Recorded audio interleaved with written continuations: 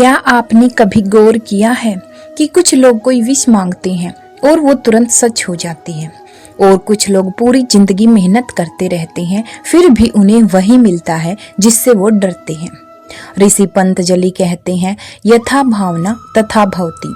लेकिन ये भावना केवल एक सोच नहीं है, ये एक फ्रीक्वेंसी है।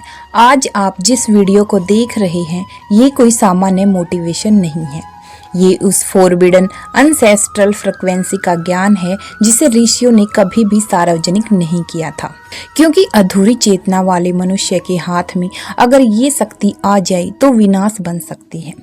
इस वीडियो को पूरा देखना अनिवार्य है, क्योंकि अधूरा और बीच में छोड़ा हुआ ज्ञान मन को भ्रम में डाल सकता है। आज जिसे दुनिया लॉ ऑफ अट्रैक्शन कहती है, उसे वेदों में कहा गया है संकल्प शक्ति। ऋग्वेद में उल्लेख है कि मन, प्राण और चेतना जब एक लय में आते हैं तो वास्तविकता झुक जाती है। मॉडर्न साइंस इसे कहती है न्यूरोप्लास्टिसिटी और क्वांटम फील्ड इंटरेक्शन, लेकिन पुराने जमाने के ऋषि मुनि इसे कहते थे चित्त की तरंग। आपका दिमाग कोई मशीन नहीं बल्कि एक ट्रांसमीटर है, और आपकी सांस उस ट्रांसमीटर का एंटीना।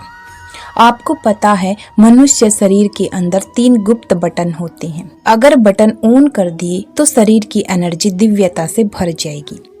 ऋषियों ने शरीर को मंदिर कहा है, और इस मंदिर में 3 ऐसे द्वार हैं जो आम इंसान कभी एक्टिवेट ही नहीं कर सकता। पहला द्वार है नाभि, जिसे मणिपुरा चक्र भी कहते हैं।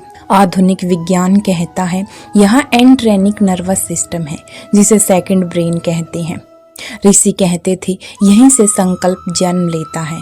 डर, आत्मविश्वास, इच्छा सब नाभि से पैदा होते हैं।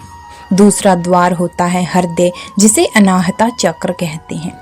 साइंस कहती है हार्ट का इलेक्ट्रोमैग्नेटिक फील्ड दिमाग से 5000 गुना ज़्यादा शक्तिशाली होता है। पुराने ऋषि कहते थे यहीं से भावना ब्रह्मांड में जाती है।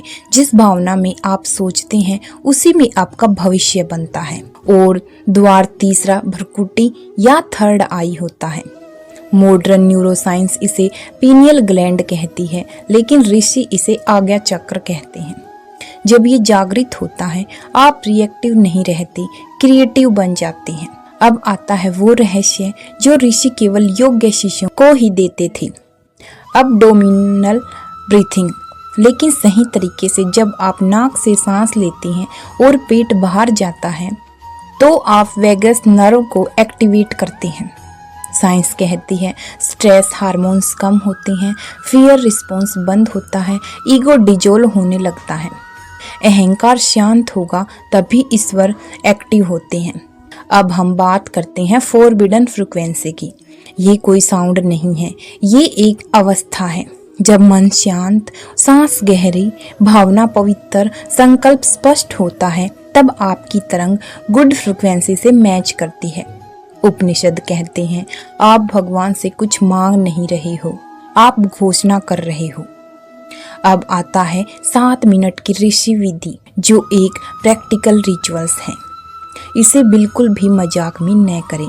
इसमें रीढ़ सीधी, आंखें बंद, दायां हाथ नाभि पर, बायां हाथ हृदय पर, 7 मिनट गहरी पेट से सांस, और मन में सिर्फ एक वाक्य, जो मैं अनुभव कर रहा हूँ या कर रही हूँ वही सत्य बन रहा है। कोई विजुअलाइजेशन नहीं, कोई बैगिंग नहीं, सिर्फ अनुभव।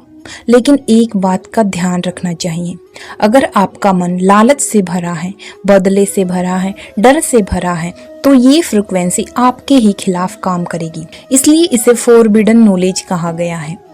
इसे मन का पूरा मैल निकालकर ही करना चाहिए। एक बात हमेशा याद रखिए, आप कमजोर नहीं हैं, आप डिस्कनेक्टेड हैं। आज से सोच बदलने की नहीं, फ्रीक्वेंसी बदलने की ज़रूरत है। अगर ये वीडियो देखने के बाद आपके हृदय में कुछ कंपन हुई है, कुछ हिल गया है, तो समझ लीजिए आप रेडी हैं। क्योंकि ऋषि कहते हैं जब शिष्य तैयार होता है ज्ञान स्वयं प्रकट हो जाता है। जय चेतना, जय सनातन। धन्यवाद।